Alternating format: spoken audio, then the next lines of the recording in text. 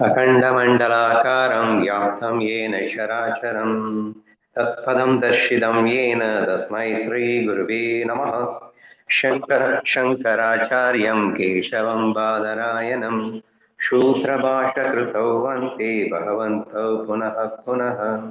ईश्वरो गुरुरात्मेति मूर्तिभेदविभागिने व्योमवद्यात्मदेहाय दक्षिणामूर्तये नमः. பவித்ரேந்திரயானி நதிக்கரையில்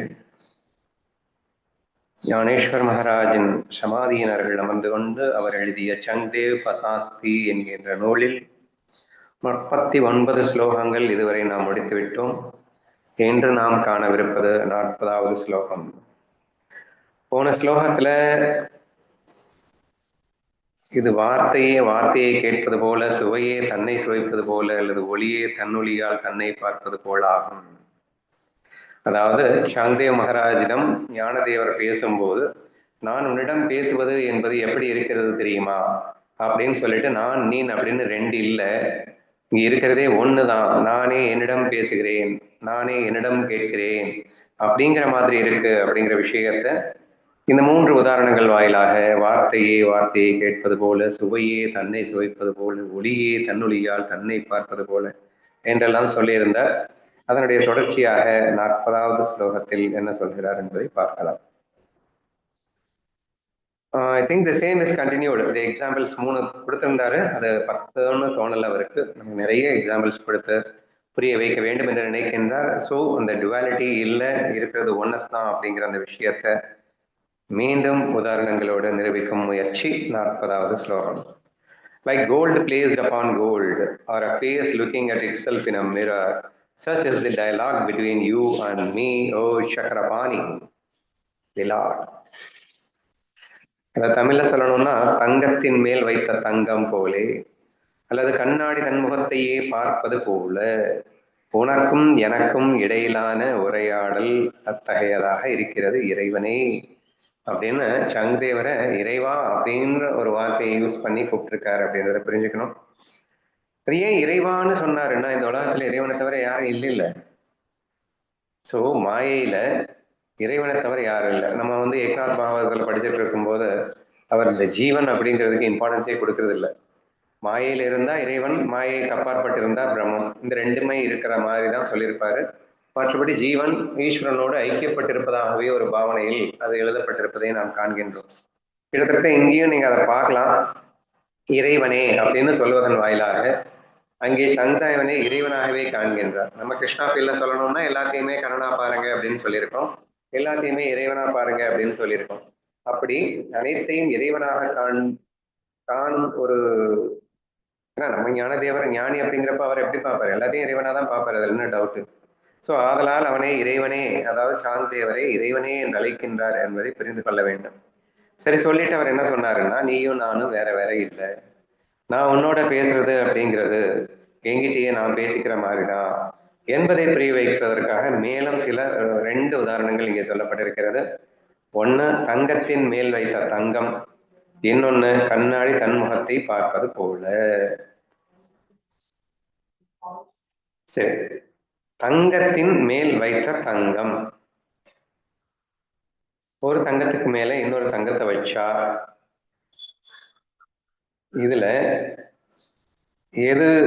எந்த தங்கம் கீழே இருக்கு, எந்த தங்கம் மேல இருக்குன்னு ஏதாவது டிஃபரன்ஷியேட் பண்ண முடியுமா?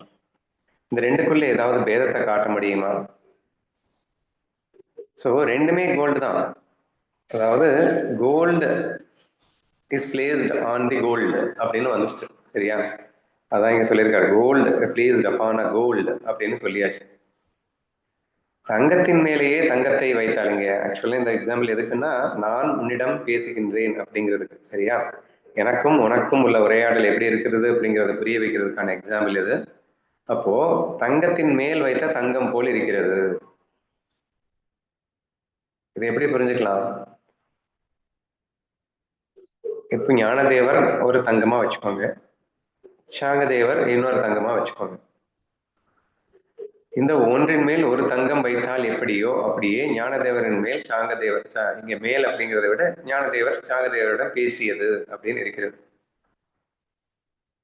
மெயினா புரிஞ்சுக்க வேண்டியது ரெண்டும் ஒன்றுன்றதுதான். அப்ப சாங்கதேவர் ஞானதேவர் ஞானதேவரிடம் பேசினார் அப்படின்னு சொல்லலாம், அல்லது சாங்கதேவர் சாங்கதேவரிடம் கேட்டுக்கொண்டார் அப்படின்னு சொல்லலாம். இப்ப கேட்பவன் அப்படிங்கிற அந்த நிலையிலிருந்து யாரிடமிருந்து கேட்கின்றான்? தன்னிடமிருந்தே தான் கேட்கின்றான். சாங்கதேவரிடமிருந்து சாங்கதேவன் கேட்கின்றான்னு சொல்லலாமா? ஞானதேவர் ஞானதேவருக்கே சொல்லுகிறார் என்று சொல்லலாமா? யோசிச்சு பாருங்க. ஏன்னா இப்படிதான் எனக்கு புரியுது. தங்கத்தின் மேல் தங்கம் வைக்கப்பட்டார். Who is giving, who is getting? எப்படி சொல்றது? கொடுப்பவன் யார், கேட்பவன் யார்? ரெண்டும் வந்து நீங்க பிரிச்சு காட்டிட்டீங்கன்னு வச்சுக்கோங்களேன், தெளிவா சொல்லிடலாம். இவன் வேற அவன் யாரையா இருந்தான்னா I can very easily say that இவர் கொடுப்பவர் அவர் வாங்குபவர், இவர் பேசுபவர் அவர் கேட்பவர் அப்படின்னு சொல்லணும்னா எனக்கு ரெண்டு வேணும். ரெண்டு இருந்ததுன்னா ஈஸியா நான் சொல்லியிருப்பேன். ஆனா இங்க என்ன சொல்லியிருக்கு? ரெண்டுமே ஒண்ணுன்னு சொல்லிடுச்சு. ரெண்டுமே ஒண்ணுன்னு ஆனதுக்கு அப்புறம் நான் உன்னிடத்தில் பேசுகின்றேன்னு சொல்ல இயலாது. அப்போ நான் என்னிடத்திலேயே பேசிக் கொண்டிருக்கிறேன்னு தான் சொல்லணும். அப்ப கேட்கறது நான் என்னிடத்திலேயே கேட்டுக்கொண்டிருக்கிறேன்னு தான் சொல்லணும். வேற எப்படி சொல்றது? So this is the way you have to understand. இப்போ அல்டிமேட்லி இப்போ இது வரைக்கும் தத்துவத்தை சொல்லிட்டோம். பட் என்ன புரிஞ்சுக்கணும் இதுல? என்னதான் சாங்கதேவருக்கு சொல்ல வர்றாரு? அவர் பாட்டுக்கு சாங்கதேவருக்கு ஒரு லெட்டர் அனுப்புறாருன்னா அந்த லெட்டர்ல சாங்கதேவர் என்ன புரிஞ்சுக்கணும் அப்படின்னு ஒண்ணு இருக்கா இல்லையா? தி ஒன்னஸ் ஃபீல். ஞானதேவன் அந்த ஒன்னஸ் ஃபீல்ல இருக்கான். நம்ம குரு அந்த ஒன்னஸ் ஃபீல்ல இருக்காரு. என்னால உன்னை தனியா பார்க்க முடியலடா அப்படிங்கிறாரு. நான் தனியா உங்ககிட்ட பேச முடியல அப்படிங்கிறாரு. அப்படின்னா உன்னை நான் நானாவே தான் பாக்குறேன் அப்படிங்கிறாரு. இல்ல ஒரு படி மேல போய் உன்னை இறைவனா பாக்குறேங்கிறாரு. இப்போ உன்னை இறைவனா பாக்குறேன் அப்படிங்கிறப்ப அவர் வந்து தன்னை வந்து இறைவனா நினைக்கலன்னு அர்த்தம் கிடையாது. ஏன்னா தங்கத்தின் மேல் வைத்த தங்கம்னு சொல்லும் போது அங்கே இறைவனா பார்த்தாருன்னா இறைவன் இவரும் இறைவனே என்று சேர்ந்தும் வருகிறது. சரியா? அப்ப இறைவன் இறைவனிடத்தில் பேசுகின்றான், இறைவன் இறைவனிடத்தில் கேட்கின்றான் அப்படிங்கிற மாதிரி ஆயிடும். சரியா? சரி, இப்போ ஓகே, சங்கதேவர் என்னதாயா புரிஞ்சுக்கணும் அப்படின்னா, டேய் ஏன் கண்ணுக்கு நீ எனக்கு வேறையா தெரிய மாட்ட, ஏன்னா நான் தான் நீ. அதாவது இருக்கிற உணர்வு ஒரே ஒரு உணர்வு தான். அந்த உணர்வானது மாயைக்காக பல்வேறு வேஷங்கள் எடுத்துக்கொள்கிறது. இங்க வேஷங்கள் அப்படிங்கிறத மனசு அப்படின்னு கூட சொல்லலாம். ஓகேவா? பல்வேறு மனங்களை எடுத்துக்கொள்கிறது. ஒரே உணர்வானது பல்வேறு மனங்களில் பட்டு பிரதிபலிக்கின்றது. பிரதிபலிக்கின்ற அத்தனை உணர்வுகளும் அந்த ஒரிஜினல் உணர்வான என் உணர்வு தானே. நல்லா புரிஞ்சுக்கோங்க. I am keep on telling you that original consciousness and reflected consciousness R one and the same. அதாவது பிரம்ம உணர்வும் சிதாபாஸ் என்றழைக்கப்படுகின்ற உணர்வும் வேறு வேறு அல்ல. அது காஸ்மிக் கான்சியஸாக இருக்கும் போதும் சரி, இண்டிவிஜுவல் கான்சியஸாக இருக்கும் போதும் சரி, வேறு வேறு அல்ல. ஒரே காஸ்மிக் கான்சியஸ்னஸ் தான் இண்டிவிஜுவல் கான்சியஸாக இங்கே தோற்றமளித்துக் கொண்டிருக்கிறது. அது ஏன் பேரை மாத்தி வச்சோம் அப்படின்னு சொன்னா, அது மனங்களில் பட்டு பிரதிபலிப்பதால் அந்த பேரை மாத்தி வச்சோம். ரெண்டாவது, இண்டிவிஜுவல் கான்சியஸ்னஸ் சொல்றதுக்கு ரீசன் என்னன்னா, அந்தந்த மனசுல பட்டு பிரதிபலிக்கின்ற அந்தந்த மனசிற்கு நம்ம தனியா ஒரு பேரை கொடுக்கிறோம். இண்டிவிஜுவலா அந்த கான்சியஸ்னஸ் இருக்கு அப்படிங்கிறதுக்காக. ஆனா இருந்துட்டு போட்டோம். உண்மையில் அந்த ஒரே ஒரு ஒரிஜினல் கான்சியஸ் தான் எல்லா மனங்களிலும் பட்டு பிரதிபலிக்கின்றது. ஒரே ஒரு ஒரிஜினல் கான்சியஸ் தான் ஞானதேவர் என்ற மனதில் பட்டு பிரதிபலிக்கின்றது. அதே கான்சியஸ் தான் சாங்கதேவர் என்ற மனதிலும் பட்டு பிரதிபலிக்கின்றது. ஆக மொத்தத்துல பிரதிபலிக்கின்ற உணர்வானது ஒரே உணர்வு தானே. பட் அப்கோர்ஸ் பாக்குறதுக்கு அப்படியே ஆப்போசிட்டா தெரியுங்க. ஏன்னா அந்த மனதின் வெளிப்பாட்டினால் அது வேறையாக தெரியலாம். இப்போ உதாரணமா ஒரு மனம் அப்படிங்கிறத ஒரு கிளாஸ் வைங்க. நான் ஞானதேவர் வந்து ஒரு கிரீன் கலர் கிளாஸ் வைங்க, சாங்கதேவர் வந்து ரெட் கலர் கிளாஸ் வைங்க. ஒரே ஒரிஜினல் கான்சியஸ் வந்து இந்த ரெண்டு கிளாஸ்லயும் பட்டு வெளிப்படும் போது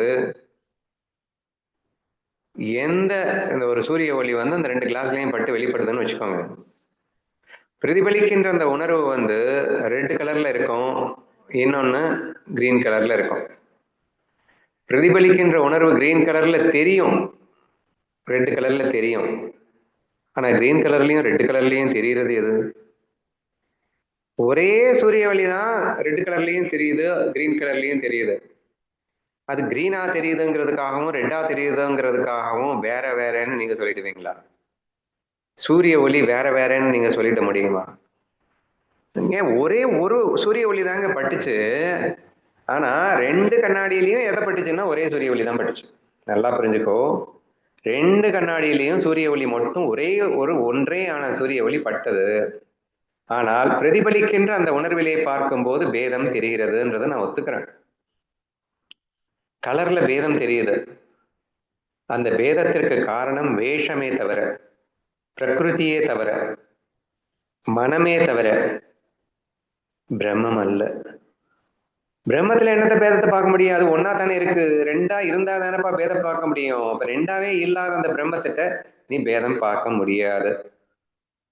ஆதலால் என்னால் உன்னிடம் பேதம் காண முடியவில்லை சாங்கதேவா, ஓ இறைவா என்று ஞானதேவர் வர்ணிக்கிறார். சரியா? இப்போ ஃபர்ஸ்ட் தங்கம் தங்கம் சொன்னாரு, அதேதான் இன்னொன்னு. கண்ணாடி தன் முகத்தையே பார்ப்பது போல. கொஞ்சம் டிஃபரெண்டா இருக்கு இந்த எக்ஸாம்பிள். நீ கண்ணாடியில் உன் முகத்தை பார்ப்பது போலன்னு சொல்லல. கண்ணாடி ஒரு கண்ணாடிய வச்சு இன்னொரு கண்ணாடிய வச்சா எப்படியோ அப்படி அப்படிங்கிற மாதிரி தோணுது. அதேதான் இந்த example. Face looking at itself in a mirror. ஆனா இங்க தெலுங்குல இங்கிலீஷ்ல தெளிவா இருக்கு, தமிழ்ல தான் இந்த மாதிரி போட்டிருக்கு. Face looking at itself in a மிரர்னு கொடுத்துருக்கு. கண்ணாடி தன்முகத்தை பார்ப்பது போலன்னு இருக்கு.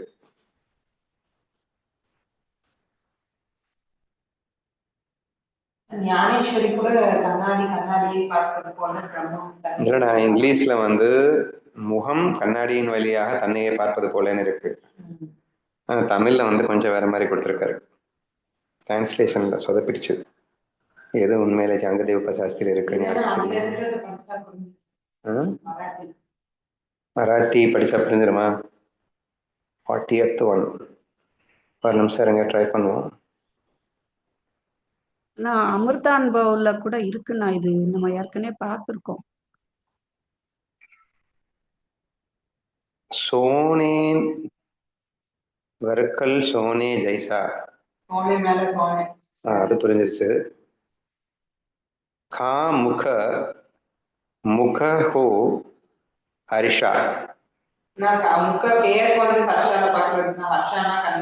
ஆமா, முகம் முகத்தையே கண்ணாடியில் பார்ப்பது போல. இங்கிலீஷ் டிரான்ஸ்லேஷன் தான் கரெக்ட். ஓகே.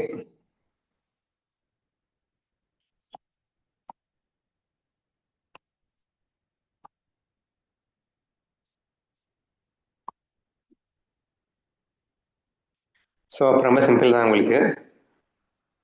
முகமானது கண்ணாடியின் மூலம் தன்னையே பார்ப்பதுக்கு போல அப்படிங்கிற எக்ஸாம்பிள் கொடுத்துருக்காரு. So very easy to understand. தங்கம் எக்ஸாம்பிளுக்கும் இந்த முகத்தை பார்ப்பது போல அப்படிங்கிற எக்ஸாம்பிள் பெரிய டிஃபரன்ஸ் கிடையாது.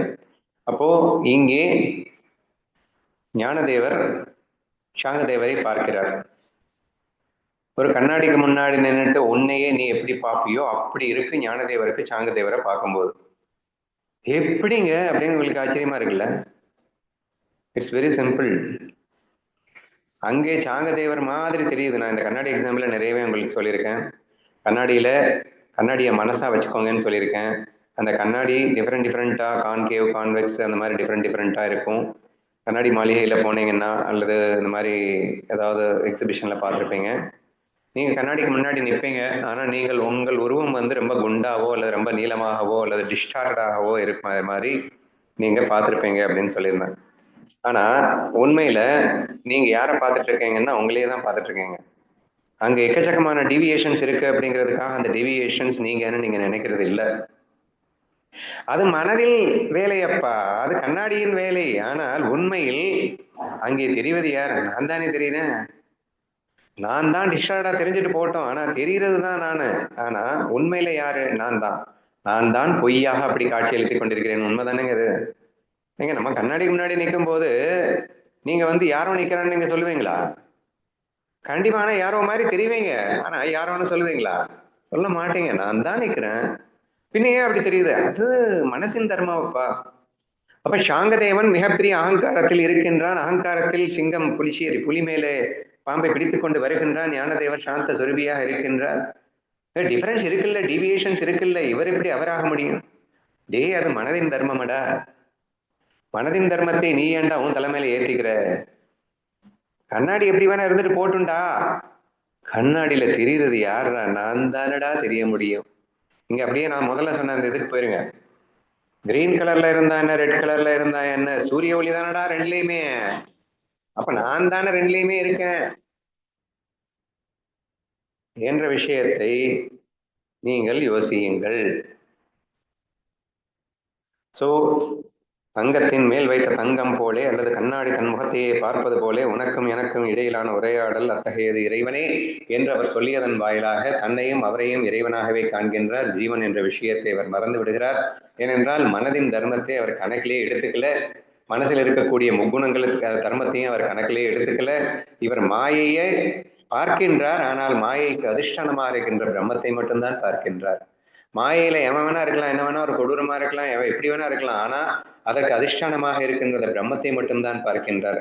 அந்த மனங்களில் பட்டு பிரதிபலிக்கின்ற எல்லா வேஷங்களும் டிஃப்ரெண்டா இருக்கலாம், ஆனா அவர் மனசுல கணக்கில் எடுத்துக்கிறதுனால, அதிஷ்டானத்தை மட்டும் கணக்கில் எடுத்துக்கிறதுனால, அல்லது நான் எக்ஸாம்பிள் சொன்ன மாதிரி சூரிய ஒளி எத்தனை கண்ணாடியில பட்டு பிரதிபலிச்சாலும், அந்த பிரதிபலிக்கின்ற உணர்வுல எத்தனை பேதங்கள் இருந்தாலும் உண்மையில சூரிய ஒளியை தவிர ஒண்ணுமே இல்லைங்கிறது எவ்வளவு ஆணித்தரமா ஞானதேவருக்கு புரிஞ்சிருக்கோ, அப்படி ஞானதேவருக்கு புரிந்தவது மட்டும் இல்லாமல் நமக்கு புரியணும், சாங்கதேவருக்கு புரியணும் என்ற நோக்கத்தில் இந்த ஸ்லோகம் எழுதப்பட்டிருக்கின்றது என்பதை புரிந்து கொள்ள வேண்டும். இதுதான் சாராம்சம். ஓகேவா? நீங்க யாரை பார்த்தாலும் எதை பார்த்தாலும் நீயும் உன்னை ஆத்மாவை பார்க்கணும், அதையும் ஆத்மாவை தான் பார்க்கணும். அல்லது கிருஷ்ணாப்பிலிருந்து சொல்லணும்னா கோரை மட்டும்தான் பார்க்கணும், ரோலை நீ பார்க்காத என்று சொல்வதாக இந்த ஸ்லோகம் அமைந்திருக்கிறது. பிகாஸ் இவர் ரோலை கன்சிடரே பண்ணலை. இவர் ஸ்ட்ரைட்டாவே அவர் பார்க்கறது அந்த கோரை மட்டும்தான் பார்க்கறாரு. அதனால கண்ணா நான் உங்ககிட்ட பேசிட்டு இருக்கேன் அப்படிங்கிறது நான் உங்ககிட்ட எப்படிடா பேசியதாக முடியும்? என்கிட்ட தாண்டா நான் பேசிட்டு இருக்கேன் என்று அந்த அதிஷ்டானத்தில் இருந்து கொண்டு அழகாக பேசும் ஸ்லோகம் இது. வேற ஏதாவது தோணுனா சொல்லுங்க.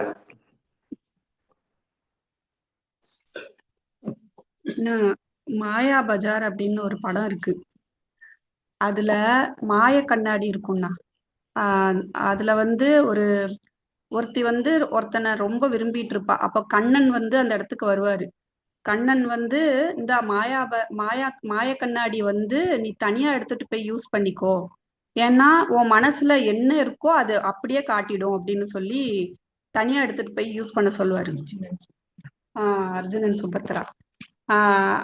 அப்போ அந்த சுபத்ரா வந்து என்ன பண்ணுவான்னா போய் தனி அறையில போய் பார்க்கும்போது அர்ஜுனனே வந்து அந்த இடத்துல தெரிவான்.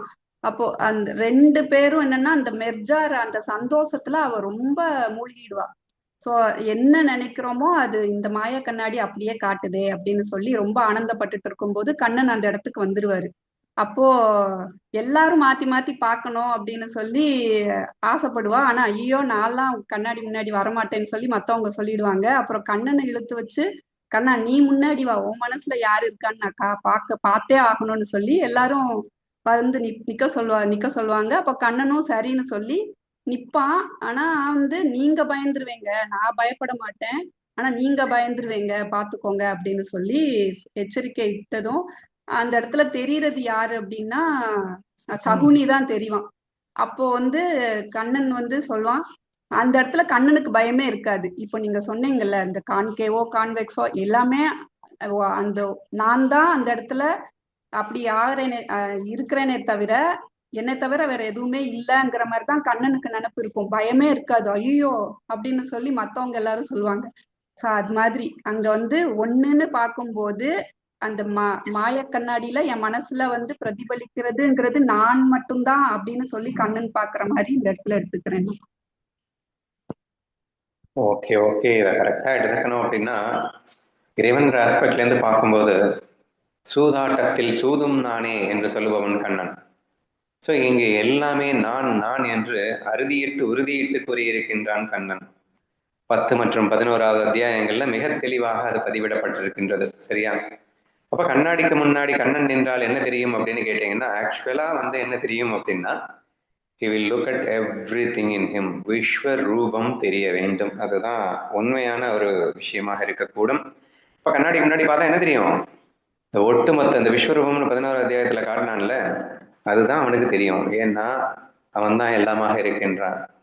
அப்படிங்கிறப்போ அங்கே சகுனி மாத்திரமல்ல, அத்தனையும் தானே என்று காண்கின்றான் கண்ணன். இங்கே சகுனியை மட்டும் தானாக கண்டதாக நீங்க எடுத்துக்கொள்ளக்கூடாது. அது ஜஸ்ட் ஒரு எக்ஸாம்பிளுக்காக மட்டும் நீங்க பாருங்க. ஸோ இந்த இடத்துல வந்து கண்ணன் கண்ணாடியை காணும் போது சகுனியை கண்டான்னா சகுனியையும் தானாக பார்க்கின்றான், அந்த இடத்துல புரியறதுக்காக எடுத்துக்கணுமே தவிர சகுனியை மட்டுமே பார்க்கின்றான் அப்படி இல்லை. அதாவது கெட்டவர்கள் மோசமானவர்களையும் கூட தன்னம்சமாக பார்க்கின்றான். ஏனென்றால் நானே தான் அந்த வேஷத்திலும் இருக்கின்றேன். வேஷத்தில் இருக்கின்ற பேதத்தை அவன் கணக்கில் எடுத்துக்கொள்வதில்லை, துவேசிப்பதில்லை. நானே தான் அனைத்துமாக இருக்கின்றேன் என்ற அற்புத புரிதலில் இருக்கின்றான் என்பதை புரிய வைப்பதற்காக நீங்கள் அந்த உதாரணத்தை எடுத்துக்கொள்ள வேண்டும். ஆக்சுவலி நீங்க என்ன புரிஞ்சுக்கணும் அப்படின்னு சொன்னா, நீங்க கண்ணாடிக்கு முன்னாடி போய் நிற்கும் போது நீங்க உங்களையே பாக்குறீங்க அப்படிங்கிறதுக்குரிய அர்த்தம் என்ன அப்படின்னா, நீங்க இந்த உலகத்துல எங்க பார்த்தாலும் யாரை பார்த்தாலும் எதை பார்த்தாலும் உங்களையே நீங்க பார்க்கணும்னு அர்த்தம். நீங்க தான் இருக்கீங்க, உங்களை தவிர யாருமே இங்க நீங்கன்னு சொன்னா அந்த உருவத்துல ஒட்டிட்டு இருக்கிறது அந்த பாடி மைண்ட் நினைச்சிடக்கூடாது. சரியா? அந்த உங்களுக்குள்ள ஒரு பாடி இருக்குல்ல, அந்த பாடிக்கு உள்ள ஒரு சைதன்யம் இருக்கு, பிரம்ம சைதன்யம் என்று சொல்லக்கூடிய அந்த சைதன்யமாக நீங்கள் இருந்தால் நீங்கள் பார்க்கும் இடமெல்லாம் அதே சைதன்யமே இருப்பதாக காண முடியும். அந்த வெளி வேஷத்தில் தான் நீங்கள் வேறு அவன் வேறு என்ற ஒரு தோற்றம் ஏற்பட முடியுமே தவிர உண்மையான அதிஷ்டானத்தில் சைதன்யத்தில் ஆத்மாவில் சொரூபத்தில் there cannot be any difference என்பதை உங்களால் காண முடியும் என்பதுதான் இந்த ஸ்லோகத்தின் சாரமாக எடுக்க வேண்டும். ஓகேவா? Shall we go to next one? அந்த உனக்கும் எனக்கும் இடையிலான உரையாடல் அதுவும் இதோட சொல்லிட்டீங்களா? முதல்லயே சொல்லிட்டேனே. இது எல்லாமே எதுக்காக கொடுத்திருக்காங்க அப்படின்னா, நான் உங்ககிட்ட பேசிட்டு இருக்கிறது அப்படிங்கிறது எப்படி இருக்கு அப்படிங்கிற அந்த போன ஸ்லோகத்தினுடைய தொடர்ச்சி தான் இது. ஸோ எக்ஸாம்பிள்ஸ் ஏற்கனவே 3 கொடுத்துருந்தாங்க, அது பத்தாதுன்னு இன்னொரு 2 எக்ஸாம்பிள் கொடுத்து சேம் திங் கண்டினியூ ஆகுது அப்படிங்கிறத நம்ம சொன்னோம். ஓகேவா? ஓகே. இட்ஸ் நாட் தட் பேசி பண்ணிருக்கும் போது மட்டும் இல்லை, யூ கேன் டேக் லைக் நீங்க எதை பார்த்தாலும் அப்படின்னு சொன்னேன். அப்படி யாரை பார்த்துட்டு இருக்கும் போதும் சரி, நீங்க என்ன பண்ணினாலும் சரி, நீங்க யாரோட பண்ணிட்டு இருக்கீங்க, நான் உங்களோட விளையாடிட்டு இருக்கீங்க, உங்களோட அடிச்சுட்டு இருக்கீங்க, பிடிச்சிட்டு இருக்கீங்க, let whatever you do with others, you know you are doing with yourself அப்படிங்கிற ஃபீலிங் உங்களுக்கு வரணும் என்பதுதான் இங்கே மிகவும் முக்கியம். ஓகேவா? Okay. 41. Can sweetness ever fail to fit inside its own taste? Our mutual love for each other is of that same nature, undifferentiated and one. அதிஷ்டானம் என்ற அந்த ஒரு விஷயத்தை அன்பு என்ற போர்வையிலே அழகாக ஸ்லோகம் இது. இனிப்பு அதன் சுவைக்குள் அடங்காமல் போகுமா? நம் இருவருக்கும் இடையிலான அன்பு அத்தகையதாக இருக்கின்றது, பிரிக்க முடியாதது, அது ஒன்றேயானது. சரி, யாராவது சொல்ல போறீங்களா? நானே ட்ரை பண்ணலாம். இனிப்பு அதன் சுவைக்குள் அடங்காமல் போகுமா? சிமிலர்லி அவர் லவ் அப்படிங்கிறது இருக்கு அப்படின்னு சொல்றாரு. அது ஒன்றாகவே தான் இருக்கும், அது ரெண்டல்லன்னு சொல்லியிருக்காரு. அதாவது இனிப்பு வேற சுவை வேற எப்படி இல்லையோ, அதை கரெக்டா சொல்லணும்னா இனிப்பு வேற சுவை வேற என்பது எப்படி இல்லையோ அப்படி நாம் இருவரும் அன்பு என்ற ஒரு விஷயத்தால் இணைந்து விட்டோம், இரண்டு என்று இருக்க முடியாது.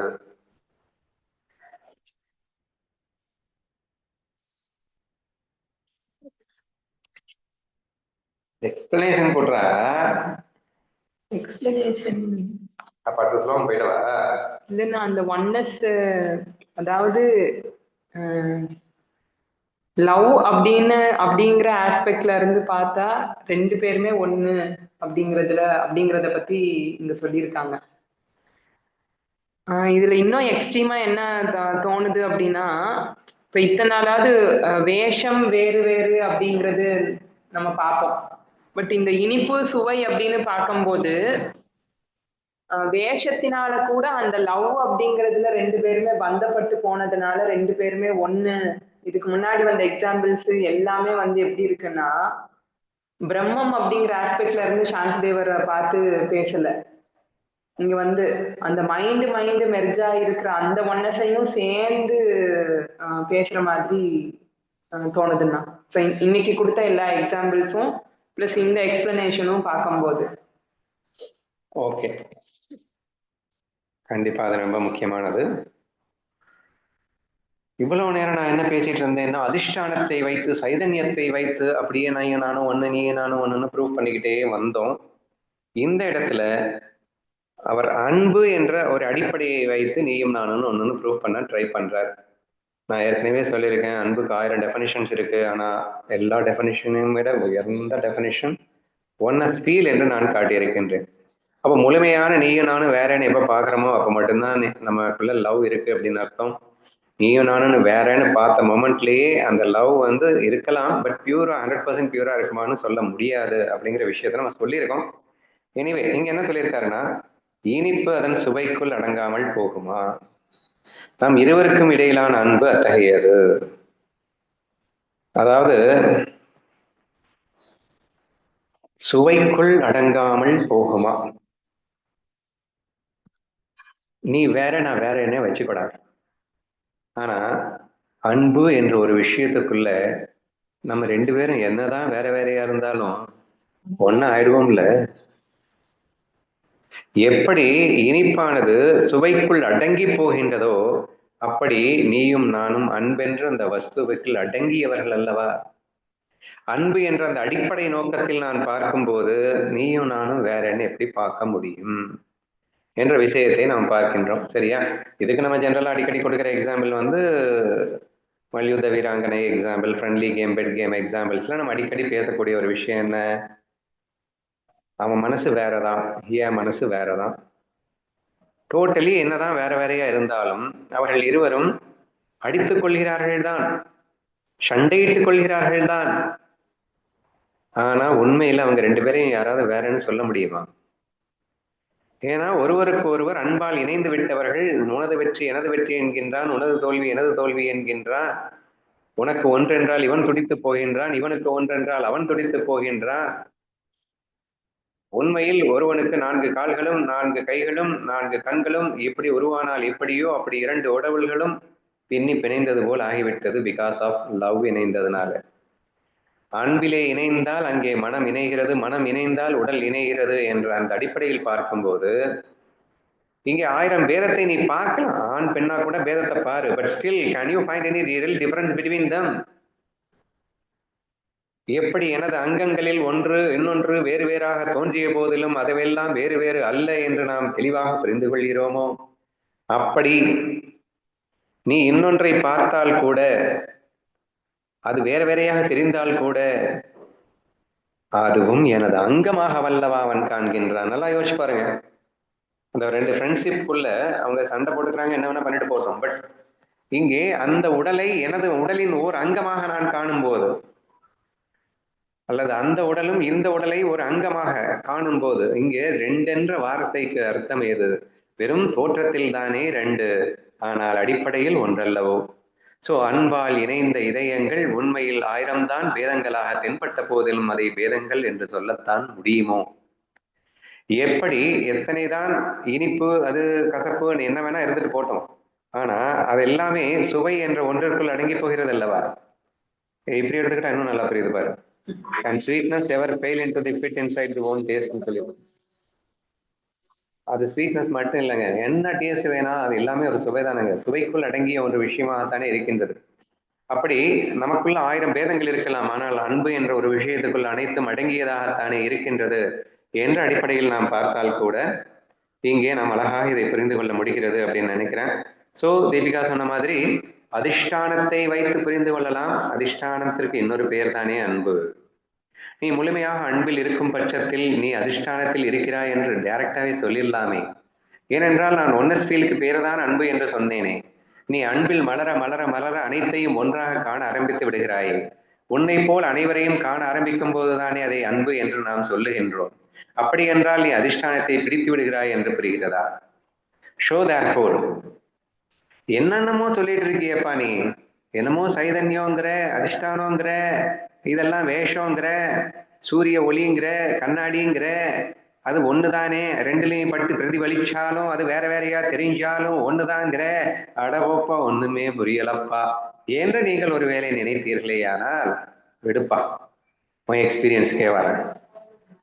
உன் எக்ஸ்பீரியன்ஸ்ல நீ ஒரு கண்ணாடி, நான் ஒரு கண்ணாடி. கண்ணாடினா மனசுன்னு புரிஞ்சுக்கோங்கன்னு ஏற்கனவே சொல்லிட்டேம்மா, சரியா? அப்ப நீ ஒரு கண்ணாடி, நான் ஒரு கண்ணாடி, நீ வேற கண்ணாடி, நான் வேற கண்ணாடி, அப்படின்னெல்லாம் நீ வச்சுக்கோ, என்ன வேணா வச்சு தொலை. இப்போ ஒன்னிலிருந்து வெளிப்படுகிறது ரெட் கலரு, என்னிலிருந்து வெளிப்படுகிறது கிரீன் கலரு, அதனால நீயும் நானும் ஒன்னாக மாட்டோம், இப்படின்னு எல்லாம் உனக்கு தோணலாண்டா. ஆனா 2 பேருக்குள் நேசம் வந்து விட்டால், அன்பு பிறந்து விட்டால், 1000 வேதங்கள் இருந்தாலும் அந்த வேதங்களை உன்னால் கண்டுவிடத்தான் முடியுமோ என்று சிந்தித்து பார்க்க சொல்லுகின்றார். நீ மனதாகவே உன்னை அவமானப்படுத்திக் கொண்டிருந்த போதிலும் கூட அந்த மனதில் இருக்கின்ற அதிஷ்டானம், ஏன்னா இந்த லவ் அப்படிங்கிற அந்த ஃபீல் வந்து அந்த பிரம்மத்தினுடைய ஃபீல், அந்த சிதாபாசனுடைய ஃபீல் தான் இந்த மனசுல பட்டு பிரதிபலிக்கிறது, சரியா? சிதாபாசனுடைய ஒரிஜினல் ஃபீல் என்னது? லவ் தானே. அப்போ அந்த லவ் ஃபீல் தானடா டிஃப்ரெண்டா பிரதிபலிச்சிட்டு இருக்கு. ஒரு தாய் தன் குழந்தையுடன் கோபத்தோடு கடிந்து கொள்கிறாள் என்றால் அந்த கடிந்து கொள்ளுதலிலே இருக்கிறது என்ன? அன்புதானே. வெளிப்பாட்டிலே 1000 பேதங்கள் காணலாம். என்னப்பா அவ கொஞ்சரா அடிக்கிறா, என்ன வேணா பண்ணிட்டு இருக்கா? கொஞ்சுவதும் அன்பு, அடிப்பதும் அன்பு. வேதங்கள் 1000 கண்ட போதும் அத்தனை வேதத்திற்கு பின்னணியில் இருப்பது ஒரே அன்பு என்று புரிகிறதா? தன் குழந்தையை அவள் வேறாகத்தான் காணத்தான் முடியுமா? அவள் வேறாக எண்ணியா நடிக்கிறாள்? அவள் நானே என்றெண்ணில்லவா அடிக்கிறாள், நானே என்றெண்ணில்லவா கொஞ்சுகிறாள். இப்படி அனைத்தும் ஒன்றென்ற அந்த தத்துவத்திற்கு பின்னணியில் வேதங்கள் தெரியும். ஆனால் அந்த வேதங்கள் உண்மையில் உண்மையாக இருக்காது. சோ இப்படியும் நீங்க புரிஞ்சுக்கலாமே என்று அந்த மனது அப்படிங்கிற அந்த மனசாவே பார்த்தா கூட, நீ ஒரு மனசு நான் ஒரு மனசுன்னு பார்த்தா கூட, மனதிலே அன்பு என்ற அந்த அடிப்படை கண்கொண்டு நீ பார்த்தாயே, ஆனால் என் மனதிற்கு நீ வேறாகவோ உன் மனதிற்கு நான் வேறாகவோ தெரிய முடியுமா சாந்ததேவா என்று அழைக்கின்றார் என்று புரிந்து கொள்ளுங்கள். உயரிய தத்துவங்கள் எனக்கு புரியவில்லை என்றாலும் அடிப்படை அன்பை பிறந்தாலே போதுமே, நீயும் நானும் ஒன்றென்று உணரலாமே என்பது இந்த ஸ்லோகத்தின் மைய கருத்தாக இருக்கின்றது. அடுத்து பிரிக்க, அன்பு அத்தகையது, பிரிக்க முடியாதது மற்றும் ஒன்றானது. அதுதான் நான் சொல்லிட்டு இருக்கேன். அன்புனாலே இது ஒன்னஸ் ஃபீல் தான் அப்படின்னு நான் சொல்லிட்டு இருந்தேன். ஸோ நீ ஒன்னஸ் ஃபீல்ல இருந்து லவ்வை பிடிச்சாலும் சரி, லவ்வை பிடிச்சிட்டா ஆட்டோமேட்டிக்கா ஒன்னஸ் ஃபீலுக்கு வந்தாலும் சரி, எப்படியோ வயசு வருஷால நீ ஒன்னஸ் ஃபீலுக்குள்ள வரணும். நீயும் நானும் பேதம்ங்கிறது இருக்க முடியாது. அங்கே இருப்பது ஒன்றே என்று உணர்வதுதான் அல்டிமேட் லட்சியம் என்பதை நாம் புரிந்து கொள்ள வேண்டும் என்பது இந்த ஸ்லோகத்தில் நோக்கமாக நான் காண்கின்றேன். வேற என்ன சொல்லலாம்? எனக்கு ஒரு எக்ஸாம்பிள் தோணுது. இப்போ செஸ் காயின்ஸ் எல்லாம் பாக்ஸ்குள்ள எல்லாம் ஒண்ணு போல இருக்கும்னா, பிளாக் ஒயிட் எல்லாம் சேர்ந்து ஒண்ணு போல இருக்கும். இப்போ அது எடுத்து விளையாடுறதுக்காக இந்த பக்கம் ஒயிட் அந்த பக்கம் பிளாக்னு சொல்லி பிரிச்சு வைப்போம். ஆனா அது வந்து ஒயிட்டு பிளாக்கு அப்படிங்கிறது தான் வேற. ஆனா அடிப்படையில பார்த்தோம்னா ரெண்டுமே ஒண்ணுதான். காயின்ஸ் ஒவ்வொன்றும் வந்து இந்த பக்கம் காயின்ஸ் என்ன இருக்கோ அந்த பக்கமும் அதே காயின்ஸ் தான் இருக்கும். அதுக்கப்புறம் அந்த வேற அப்படின்னாலும் கூட ஆனா இருக்கிறது ரெண்டு பக்கமும் இருக்கிறது அந்த ஒண்ணு, அந்த அடிப்படை ஒன்னாதான் இருக்கு. அப்புறம் விளையாடும் போது ஒரு பிரிவினை ஏதோ ஒண்ணு இருக்கு. அதுக்கப்புறம் பார்த்தோம்னா திரும்பவும் அது எல்லாமே ஒரே பாக்ஸ்குள்ள போய் எல்லாம் அடங்கிடுது. ஸோ அது மாதிரி தான். ஸோ இந்த ஒன்னஸ் வந்து அது வேறையா வெளியில இருந்தாலுமே அந்த ஒன்னஸ்ல தான் அது இருக்கு அந்த காயின்ஸே அப்படிங்கிற மாதிரி இதையும் எடுத்துக்கிறேன். காயின் எக்ஸாம்பிள் என்ன சொல்லணும்? ஓ நான் இருக்கேன் அப்படின்னு வச்சுக்கோங்களேன். எனக்கு ஒரு 5-6 ஃப்ரெண்ட்ஸ் இருக்காங்க அப்படின்னு வச்சுக்கோங்க, சரியா? அந்த 5-6 ஃப்ரெண்ட்ஸுமே ஒவ்வொன்றும் ஒவ்வொரு தினசுல இருக்கும். சரியா? அதுவும் ஒன்று இருக்கு, அது எக்ஸ்ட்ரீம்லி தினசு. அது எந்த கணக்குல எடுத்துக்கணுன்னே நமக்கு தெரியாத ஒரு தினசா கூட இருக்கு அப்படின்னு கூட வச்சுக்கோங்க. சரியா? பட் இருந்தாலும் அதை நான் வேறு என்று நான் என்னால் பார்க்கத்தான் முடியுமா? அன்பின் கண் கொண்டு பார்க்கும்போது எவரையும் நான் என்னை விட்டு வேறாகத்தான் காண முடியுமோ? பட் அந்த தினசுக்கு ஏத்த மாதிரி என்னுடைய அன்பின் வெளிப்பாடு மாறி மாறித்தான் வருகிறது. ஒரு சில இடங்கள்ல நாம கொஞ்சினாலும் ஒரு சில இடங்கள் அடித்து வெளுத்து வாங்கி கொண்டிருக்கின்றோம் என்ற போதும் கூட பிரிவினைகளும் பேதங்களும் எக்கச்சக்கமாக இருக்கின்றது என்ற காரணத்தினால் அன்பு மாறிவிடுமோ? நிச்சயமாக மாறுவதில்லை என்பதுதானே உண்மை. ஏனென்றால் இங்கே அதிஷ்டானம் அன்பு ரெண்டையுமே வச்சு பார்ப்போமா? இங்கே நான் ஒரு மனம், அங்கு 5 மனங்களாக இருக்கின்றது. அந்த 5 மனங்களும் வேற வேறதாக தான் தெரியுது. ஒவ்வொன்றும் ஒவ்வொரு தினிஷா தான் தெரியுது. நான் சொன்னேன்ல, கிரீன் கலர் ரெட் கலர்ன்ற மாதிரி வெவ்வேறு கலர்ல தான் வருது. அதுலயும் ஒரு கண்ணாடி வந்து பாத்தீங்கன்னா திடீர்னு ரெட் கலர் வரும், திடீர்னு ப்ளூ கலர் வரும், திடீர்னு ஒயிட் கலர் வரும், திடீர்னு என்னென்னமோ கலர் வந்துகிட்டே இருக்கும். இது என்ன கலர்ல அடுத்து வரப்போகுதுன்னு எவனாலையும் கண்டுபிடிக்க முடியாது. அப்படி ஒரு வினோத ஜந்து மாதிரி கலர்ஸ் எல்லாம் இருக்கு. சரியா? சரி, அந்த மாதிரி கலர்ஸ் இல்ல, மனங்கள் எல்லாம் இருக்கு.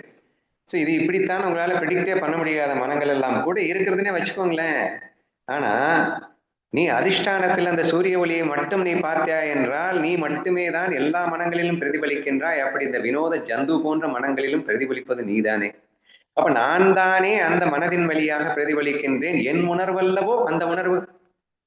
நான் சுவைப்பதற்காகவே அந்த உணர்வை நான் அப்படி அந்த மனதிலும் படுகின்றேன் என்றல்லவா நான் காண வேண்டும். சி, என்னது இப்படி இருக்கு என்று என்னால் காண முடியுமோ? ஏனென்றால் அது நான் அல்லவோ. நானே என்னை நான் கசக்கத்தான் முடியுமோ? அது இருக்கட்டும்பா, மனம் டிஃப்ரெண்ட் இருக்கட்டுமே. நம்ம கான்வெக்ஸ் லென்ஸ்ல அது எப்படி எப்படி நீளமா போட்டு எப்படி வேணா டிவியேஷன்ஸ் எப்படி வேணா இருந்துட்டு போட்டோம். ஆனா நான் தானடா அது என்பதை மாற்றத்தான் முடியுமாப்பா என்று அதிஷ்டானத்தின் வழியாக காணலாம். இல்லை, இது அன்பின் வழியாக எப்படி காண்பது? தனது குழந்தை அகோரமாக பிரிந்து விட்டது என்பதற்காக தன் தாய் அந்த குழந்தையை தூக்கி எறிந்து விடுவாளா? அல்லது குழந்தை திருட்டுத்தனம் பண்ணுகிறது என்பதற்காக அந்த குழந்தையை எரிந்து விடுகிறாளா? குழந்தை திருடும் போது தானே திருடியதாக எண்ணிக்கொண்டு பதபதைத்துக் கொண்டு ஓங்கி வெளுத்து வாங்குகின்றாள் என்று சொன்னால் அவள் அந்த குழந்தையை வேறாக பார்க்கின்றாள் என்று நீங்கள் சொல்லிவிடுவீர்களா? சோ அன்பின் கண் கொண்டு பார்க்கும் போது இன்னொன்றை தான் வேறாக நினைக்க முடியவில்லை. விகாரங்கள் 1000 வேணா இருக்கட்டும், but still we cannot see as two, இல்லையா?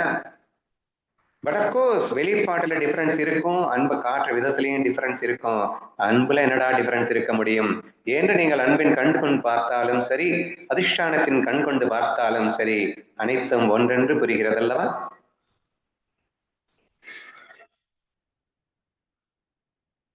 என்ன புரியுதுன்னு சொல்லுவேங்கன்னு பார்த்த கம்முன்னு இருக்கீங்க. புரியுதுன்னா சரி, 42க்கு போயிடலாமா?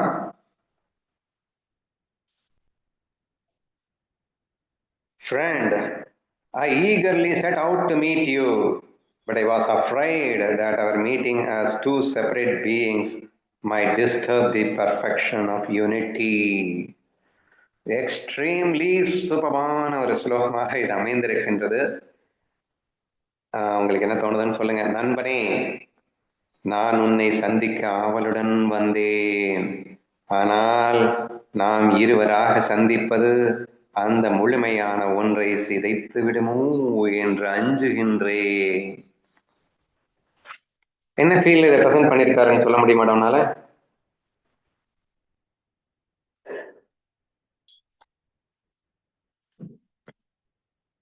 மென்டலி டூனஸ் அப்படிங்கிறதே வந்து ஒன்னஸை கொலாப்ஸ் பண்ணுதோ அப்படின்னு மாந்தி பயப்படுறாரு. நான் உனக்கு அன்பு காட்டணும் அப்படின்னு நினைக்கிறதே வந்து ஒரு ஒன்னஸை கொலாப்ஸ் ஆயிடுமோ அப்படின்னா, ஒன்னஸ்ல இருக்கிறது தான் பேரானந்தம், பேரின்பம், அதுதான் சாஸ்வதம், பெர்மனன்ட் அப்படிங்கிற ஃபீல்ட்ல இருந்து லவ் அப்படிங்கிறது வந்தாலும் சரி, நான் உன்னை பார்க்கணும் அப்படிங்கிற அந்த தாட்டே வந்து அந்த ஒன்னஸை கொலாப்ஸ் பண்ணிடுவோம் அப்படின்னு மனசுல இருந்து இது யோசிக்கிற மாதிரி. கண்டிப்பா இத்தனை ஸ்லோகங்களிலும் அவர் எங்கிருந்து பேசினாரு அப்படின்னா, கோர்ல இருந்தே பேசிட்டு இருந்தார். சரியா? பேஸ்ல இருந்தே பேசிட்டு இருந்தார். அந்த ரோல் 1000 தான் டிஸ்டார்டா இருக்கட்டும், அந்த ரோலை பத்தி எனக்கு கவலை இல்லை, அதுவும் நான் தான் அதுவும் நான் தான் சொல்லிட்டு இருந்தார். பட் இங்க என்ன சொல்றாருன்னா, நண்பனே, ஒருவேளை அந்த ரோலை மட்டும் நான் எடுத்துக்கொண்டு இந்த ரோலின் அடிப்படையில் இப்ப வந்து ஆக்சுவலா ரோல் என்னன்னா, சந்தேவ் வந்து ஞானதேவர்கிட்ட சந்திக்க வேண்டும் என்று ஆசைப்பட்டு ஒரு லெட்டர் அனுப்புறாரு. ஞானதேவரும் சந்திக்க வருங்கள் என்று கூறிவிட்டார். இப்ப அவங்க 2 பேரும் சந்திக்கணும். எதுல சந்திக்கணும்? ரோல்ல சந்திக்கணும் அப்படிங்கிற மாதிரி வருது. அந்த மாயையில அவங்களுக்கு என்ன ரோல் வருதுன்னா, இப்ப 2 பேரும் மீட் பண்ணிக்கணும் அப்படிங்கிற மாதிரி ஒரு ரோல் வந்து இந்த இடத்துல வந்துருச்சு. ஓகேவா? இப்ப இந்த ரோல் பெர்ஃபார்மன்ஸ் பண்ணும்போது ரோலை மட்டும் நான் கணக்கில் எடுத்தான்னு எடுத்துக்கணும். சரியா? இங்கே நான் அஞ்சுகிறேன் அப்படின்னு சொல்லும்போது எதுக்கு அஞ்சுகிறார்? நம்ம எல்லாம் என்ன பண்ணிட்டு இருக்கோம்? நமக்காக தான் இதெல்லாமே எழுதுறாரு. டூசு பசங்களா, ரோலை மட்டும் பண்றேன்னா அதிஷ்டானத்தை விட்டுடுவேங்கடா. ஏன்னா ஞானதேவனே சொல்லுகின்றேன், ரோலை மட்டும் பண்ணணும்னு நினைச்சா எனக்கே பயமா இருக்கு, நான் ஒன்னஸை விட்டுடுவேணும்னு, லவ மிஸ் பண்ணிடுவேணும்னு ஞானதேவருக்கே பயமா இருக்கு. ஏன்னா ரோல் பண்ணும்போது நீங்க ரோலை மட்டும் பண்ணிடக்கூடாது அப்படின்னா, ரோல்ல மட்டுமே இருந்துடக்கூடாது அப்படின்னு அர்த்தம். ஸோ அந்த பேஸ்ல நீங்க மிஸ் பண்ணக்கூடாது, அந்த அன்பை விட்டுடக்கூடாது, அதிஷ்டானத்தை விட்டுடக்கூடாது, அதிஷ்டானத்தை நல்லா பிடிச்சிக்கிட்டு அதுக்கப்புறம் ரோல் பண்ணுங்க. இதுதான் ஞானதேவருடைய ஆசை. ஞானதேவருக்கு ரோல் பண்றது ரொம்ப பிடிக்கும். ஏன்னா இவன் 14th அத்தியாயா, இன்ஃபேக்ட் அமிர்த அனுபவம், இது எல்லாமே என்ன சொல்லுது அப்படின்னு சொன்னா, மாயைன்னு புரிஞ்சுக்கிட்டு நீ மாயையில இருக்கணும், மாயையில லீல பண்ணணும் அப்படின்னு தான் ஆசைப்படுவாரே தவிர மாயை விட்டு ஓடி போயிரு அப்படின்லாம் சொல்லவே மாட்டாரு. மாயை ஒரு மண்ணுன்னா பண்ணாது. So you can play the way you like அப்படிங்கிறது தான் ஞானதேவருடைய ஒரு விஷயமாக இருக்குமே தவிர அதுல ஒன்றும் மாற்றுக்கிறது இல்லை. ஆனாலும் ஏன் இந்த இடத்துல பயம்னு கொண்டு வர்றாரு? நம்ம என்ன பண்ணிட்டு இருக்கோம்? நம்மளை விட ஞானதேவர் ஆடிடுவாரு அப்படிங்கிற ரேஞ்சுக்கு ஆடிக்கிட்டு இருக்கோம். ஆனா ஒன்னத்தை மிஸ் பண்ணிட்டு ஆடிட்டு இருக்கோமே. அன்பை தொலைத்து விட்டு அல்லவா ஆடிக்கொண்டிருக்கின்றோம். ஆடுவது தவறல்ல, ஆனால் அன்பை விட்டு ஆடலாமா? அது எவ்வளவு பெரிய மடத்தனமாகிவிடும் என்ற விஷயத்தை சூசகமாக சுட்டிக்காட்ட நினைத்து இந்த ஸ்லோகம் எழுதப்பட்டதாக நான் காண்கின்றேன். சாங்கதேவா, நீயும் நானும் சந்திக்க வேண்டும் என்ற ஒரு ரோல் இங்கே வரப்போகின்றது, வேஷம் வரப்போகின்றது. அந்த வேஷத்தை எடுத்துக்கொள்ளும் போது எனக்கு அச்சமாக இருக்கின்றது, எங்கே நான் அதிஷ்டானத்தை விட்டு விடுவேனோ என்று ஒரு விஷயத்தை சொல்லியிருப்பதன் வாயிலாக ஞானதேவருக்கெல்லாம் ஒன்றும் அச்சம் இல்லை. நாம ரோல் பண்ணும்போது எவ்வளவு கேர்ஃபுல்லா பண்ணணும்ன்றது எச்சரிக்கை பண்றதுக்காக நமக்காக சொல்லப்பட்டதுன்றதை நீங்க புரிஞ்சுக்கணும். ஓகேவா? நான் அடிக்கடி சொல்லிட்டு இருக்கேன். 2 நாளைக்கு முன்னாடி தீபிகாட்ட பேசிட்டு இருக்கும்போது, ஆனா இத்தனை அழகாய் பிரம்ம சத்தியம் புரிந்த பிறகும் இன்னும் ஏனென்னா அனுபவத்துக்கு வரவில்லை என்று கேட்கும்போது நான் என்ன சொன்னேன்? டேய், இன்னமும் கூட ரோலுக்கு தானடா இம்பார்ட்டன்ஸ் கொடுத்துட்டு இருக்கோம், எங்கடா கோருக்கு கொடுக்குறோம்? So if you give more importance for the core, பிரம்மம் சத்தியம் என்ற விஷயத்திற்கு நாம் அதிக முக்கியத்துவம் கொடுத்து, ஜெகத் மித்யா என்ற விஷயத்திற்கு நாம் முக்கியத்துவம் மிக மிக குறைவாக கொடுக்க வேண்டும். அது கொடுத்தா ஒன்றும் தப்பில்லை. பட் நீ அதிஷ்டானத்தை விட்டுட்டுல கொடுக்குற. ஸோ நான் இது வந்து 10 வருஷத்துக்கு முன்னாடியே கிருஷ்ணா ஃபீல் பேசும்போது நிறைய பேர் என்கிட்ட டவுட் கேட்பாங்க. நீங்க கோரையும் ரோலையும் ஈக்குவலா பிடிங்கன்னு சொல்றீங்க, ஆனா கோரையும் ரோலையும் ஈக்குவலா பிடிச்சா நான் வந்து ஏதாவது ஒன்றை தான் பிடிக்கிறேன், மிஸ் ஆயிடுறேன், எனக்கு டஃபா இருக்கு. I feel extremely difficulty in catching both these things together. அதிஷ்டானத்திலையும் மிஸ் பண்ணிடக்கூடாது, ரோலையும் மிஸ் பண்ணிடக்கூடாது. அப்படின்னா எனக்கு அதிஷ்டானத்தை மிஸ் பண்ணிடக்கூடாதுன்னா ரோலை மிஸ் பண்ணிடுறேன், ரோலை மிஸ் பண்ணக்கூடாதுன்னு நினைக்கும் போது அதிஷ்டானத்தை மிஸ் பண்ணிடுறேன். என்ன பண்ணுவது என்று என்னிடம் கேட்பார்கள். அப்போது நான் தெளிவா அப்பவே சொன்ன விஷயம் என்னன்னா, ஏங்க அப்படி உங்களுக்கு ஒரு பிரச்சனைன்னா, ரெண்டையும் என்னால ஈக்குவலா பிடிக்க முடியலன்னா, ஒன்னத்தான் மட்டும்தான் என்னால பிடிக்க முடியும்னா, இத்தனை ஜென்மமா நீ கோரை மட்டும் பிடிச்சிட்டு வாழ்ந்தது போதுண்டா, கொஞ்ச நாளைக்கு கோரை மட்டும் பிடிச்சிட்டு வாழ்ந்தது. ஸோ தேர்ஃபோர் உங்க மைண்டுக்கு நீங்க எப்படி பிராக்டிஸ் பண்ணுங்க, 100% கோரை மட்டும் பிடி, ரோலை பிடிக்கலனாலும் பரவாயில்லை. இதை நமன பக்தி என்ற ஒரு பக்தியாகவே சொல்லி இருக்கின்றான் நம் Gnanadevan. So nothing wrong if you care only on the core, therefore give importance for the core என்று நாம் அப்போ சொல்லியிருந்தோம். The same thing தான் இந்த ஸ்லோகத்தில் வலியுறுத்துவதாக நான் காண்கின்றேன். If you give importance for the core, you will forget the adhisthana. அஞ்சுகிறேன் என்று ஞானதேவன் சொல்லுவதன் நோக்கம் என்ன? நீ ரோலை மட்டும் பிடிச்சேன்னான்னு அர்த்தம். நீ உன்னை மறந்துடுவ.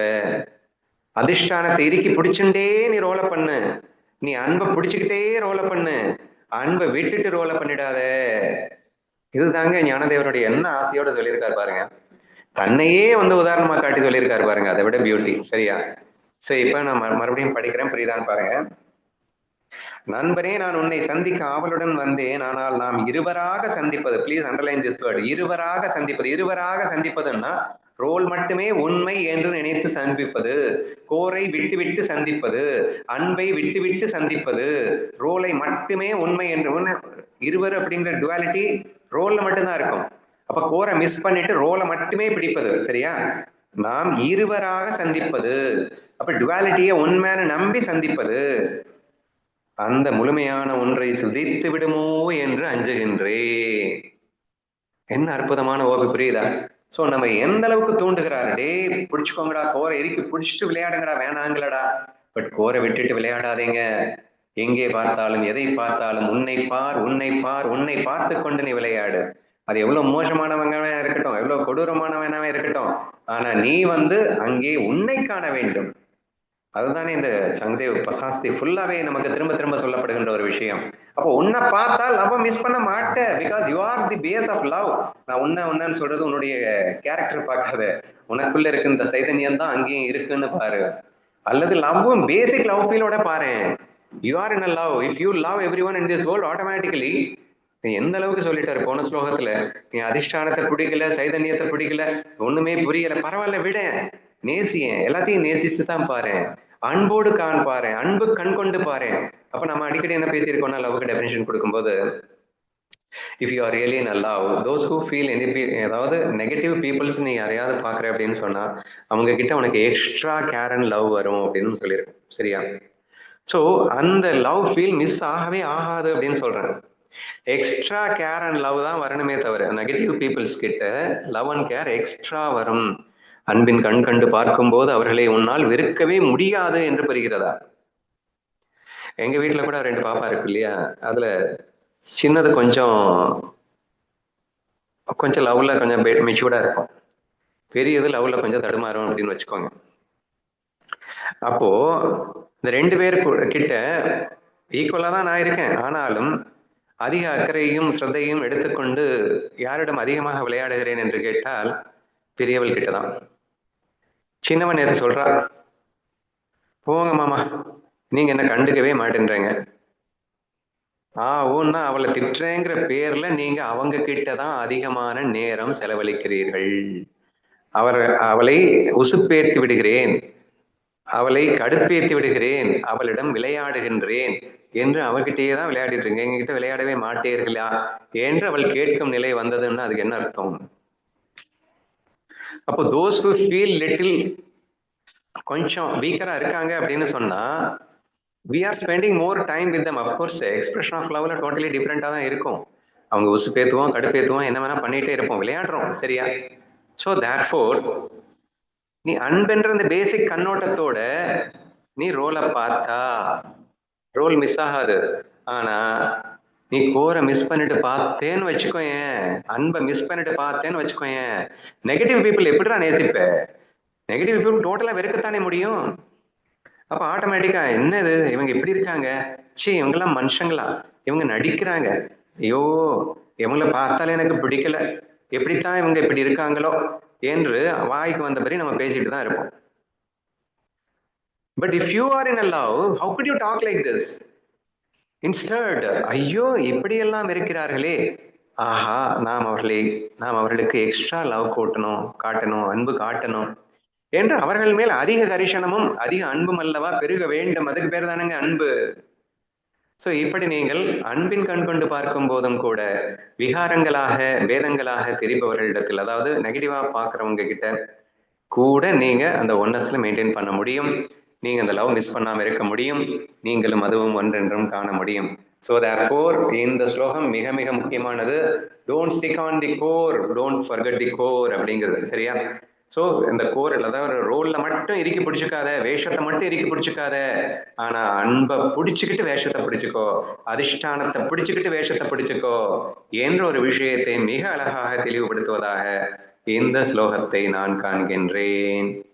Anything more to add?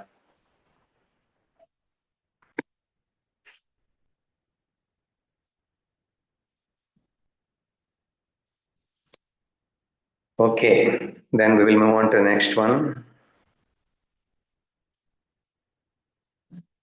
Whenever I try to see your form, my mind itself tries to become that form. Thus, the act of seeing becomes impossible because there is no one left to see. இது கொஞ்சம் டிஃப்ரெண்டாவே அமைஞ்சிருக்குமா பார்க்கலாம். நான் உன் உருவத்தை காண முயலும் போதெல்லாம் என் மனமே அந்த உருவமாக மாற முயல்கிறது. எனவே அங்கு காண்பவன் எஞ்சி இருப்பதில்லை. அதனால் பார்த்தல் என்பது இயலாது. அதாவது சொல்ல ட்ரை பண்றேன், நானே சொல்லவா?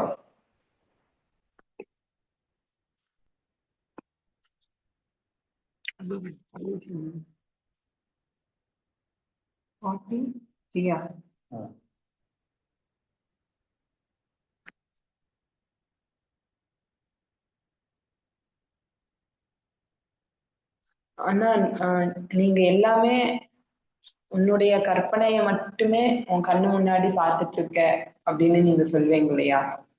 சோ இங்க வந்து இருக்கிறது எல்லாமே என்னுடைய கற்பனை தான். இந்த உலகமே, இந்த பிரபஞ்சமே என்னுடைய சொந்த கற்பனை தான்.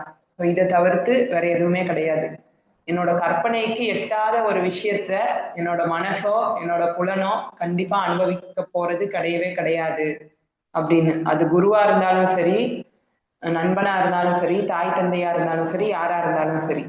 ஸோ இந்த இண்டிவிஜுவல் கான்சியஸ்னஸ்க்கு, இந்த சித்தாபாஸ்க்கு ஆகக்கூடிய எக்ஸ்பீரியன்ஸ் எல்லாமே என்னுடைய ஓன் இமேஜினேஷன் தான் அப்படின்னு.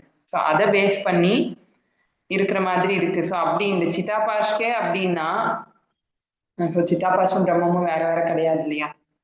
ஸோ நான் உன் உருவத்தை காண முயலும் போதெல்லாம் என்னுடைய மனமே அந்த உருவமாக மாற முயல்கிறது. மாற முயல்கிறது எல்லாம் இல்ல, மாறுகிறது அப்படின்னே சொல்லிடலாம் இங்க. எனவே அங்கு காண்பவன் எஞ்சி இருப்பதில்லை. நானே அதுவாகவும் சேஞ்ச் ஆயிட்டேன் அப்படின்னா இங்க திரிபுடிகள் அப்படிங்கிறது வந்து இல்லாம போயிடும் இல்லையா? அதனால் பார்த்தல் என்பது இயலாது. ஸோ அதனால நானே எல்லாமாவும் இருக்கும் போது இங்கே பார்ப்பவன், பார்க்கப்படும் பொருள், பார்வை அப்படிங்கிறது இல்லாம போகுது அப்படின்னு. ஓகே, அதேதான் நான் கொஞ்சம் டீட்டெயிலாக எக்ஸ்பிளைன் பண்ண ட்ரை பண்றேன். உன் உருவத்தை காண முயலும் போதெல்லாம் என் மனமே அந்த உருவமாக மாற முயல்கிறது அப்படின்னு ஒரு விஷயம் சொல்லப்பட்டிருக்குங்க. என்னப்பா அது? இங்கே பல மனங்கள் இருக்கு. அந்த பல மனங்கள்ல பட்டு அந்த பிரம்ம சைதன்யம் பட்டு பிரதிபலிக்கின்றது.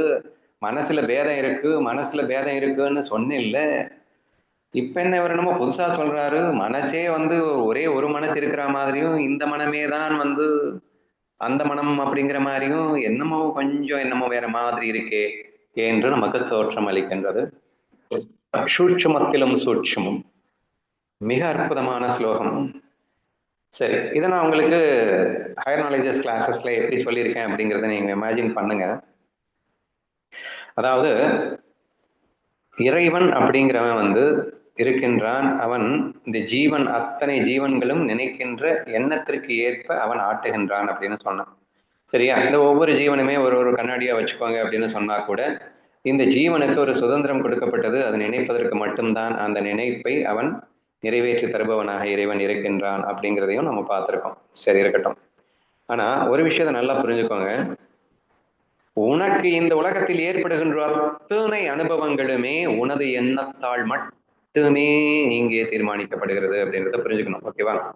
இறைவன் நமக்கு இந்த பேசிக் பிளாட்ஃபார்மை உருவாக்கி வச்சான் அப்படிங்கிறது உண்மைதான். அவன் 84 லட்சம் ஜீவராசிகளாக உருவானான் என்பதும் உண்மைதான். இருக்கட்டும், எல்லாமே இருக்கட்டும். ஆனா ஹவ் ஹி பிளே அப்படிங்கிறது ரொம்ப ரொம்ப முக்கியங்க. என்ன ஒரு சூட்சமான அந்த ஸ்லோகம் அப்படின்றது நல்லா please try to catch hold on it very carefully. நீ இந்த உலகத்துல எவ்வளவு கொடூரனை பார்த்தாலும் சரி, மோசமானவனை பார்த்தாலும், யாரை பார்த்தாலும் நீ உன்னைத்தான் பாக்குற அப்படிங்கிறார். எங்க அதிஷ்டானத்தை வச்சு பார்க்க சொல்லலைங்க, மனசுல வச்சே சொல்றாருங்க. Please try to identify this. அதிஷ்டானத்தை வச்சுன்னா ரொம்ப ஈஸியா நீங்க பாத்துருவீங்க. இந்த இடத்தில் குறிப்பாக நான் உன்னை காண முயற்சிக்கும் போது என் மனமே நீயாக மாறுகிறது. அப்போ உங்கள் மனம்தான் இந்த சிருஷ்டி என்று சொல்லப்படுகின்றது. அப்ப கொடூரமானவனே நீதான் என்று சொல்லு. அப்ப நீங்க என்னமோ நினைச்சுப்பீங்க, நான் சைத்தன்யம், அவனும் சைத்தன்யம், ஆனா நான் நல்ல வேஷத்துல இருக்கக்கூடிய சைத்தன்யம், அவன் கெட்ட வேஷத்துல இருக்கக்கூடிய சைத்தன்யம், சைத்தன்யத்துல ஒண்ணுன்னு பாத்துக்கிறேன், ஆனா அவனும் நானும் வேஷத்துல எல்லாம் ஒன்னில்லை என்று நாம் பொதுவா நினைச்சு கூட லூசுத்தனமா அந்த ஒன்னஸ் ஃபீல் மிஸ் பண்ணிடுவோம், லவ் ஃபீலை மிஸ் பண்ணிடுவோம் அப்படின்னு ஞானதேவருக்கு தோணி இருக்கோ என்னவோப்பா தெரியல. இங்க பாரு, முதல்லயே எவ்வளவு தெளிவா பேச ஆரம்பிச்சிருக்காரு, சைதன்யத்தை வச்சே பேசிட்டு வந்தாரு. அதுக்கப்புறம் இவனுங்க சைதன்யம்னு சொன்னா கூட இந்த ரூசு பசங்க ரோல்லையே ஒட்டிக்கிட்டு, இந்த ரோலுக்காக நான் இப்படித்தானே பண்ணணும், ரோல்ல அவன் அன்பு, நான் அன்பு இல்லாம தானே இருக்கணும், அன்பு இல்லாத மாதிரி நான் நடிக்கிறேனாக்கும் என்றெல்லாம் லூசு பசங்க அந்த அன்பை மிஸ் பண்ணிடுவானுங்கன்னு அவனுக்கு தெரிஞ்சு போயிடுச்சு. உடனே அடுத்த வழியில போட்டாரு, இந்த அன்புங்கிற பேசிஸ்ல பார்த்தா கூட அப்படின்னு சொல்லிட்டு ரோலுக்கே வந்துட்டாரு.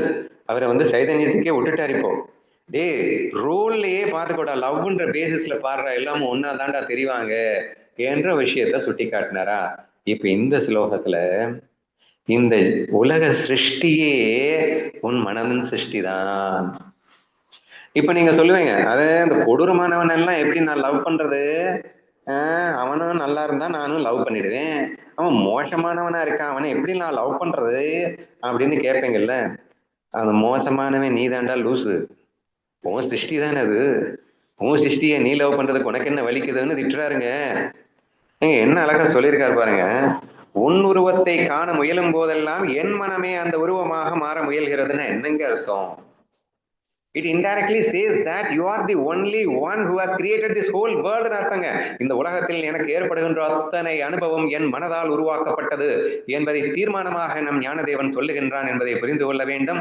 இதை நான் ஹையர் நாலேஜ் கிளாஸஸ்ல நிரூபிச்சிருக்கேன். எப்படி நிரூபிச்சிருக்கேன் அப்படின்னா, ஈஸ்வரன் ஒருத்தர் இருக்கலாம், எக்கச்சக்கமான ஜீவன்கள் இருக்கலாம், இங்கே ஒவ்வொரு ஜீவனின் அனுபவம் என்பது அவனவன் எண்ணங்களால் மட்டுமே இறைவன் தருகின்றான் என்பதை சொல்லியிருக்கமா இல்லையா?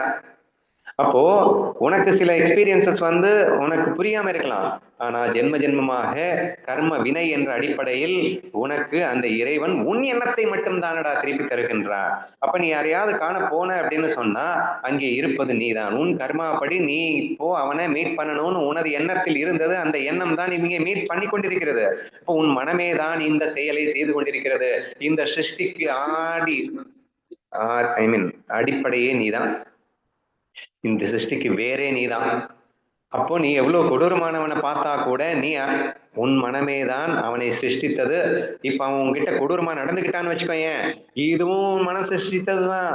இந்த இடத்துல இப்படி கொடூரமாக நடக்க வேண்டும் என்று உன் மனம் சிருஷ்டித்தது, அதனால் இது நடக்கின்றது. அதனால் உன் மனமே தான் அது. அப்ப நேசிச்சுட்டு போ, நீ எழுதின படத்தை நீயே பார்க்கலன்னா வேற எவன் பார்ப்பான் என்றெல்லாம் நாம் சொல்லியது உங்களுக்கு நினைவிருக்கும் என்று நினைக்கின்றேன்.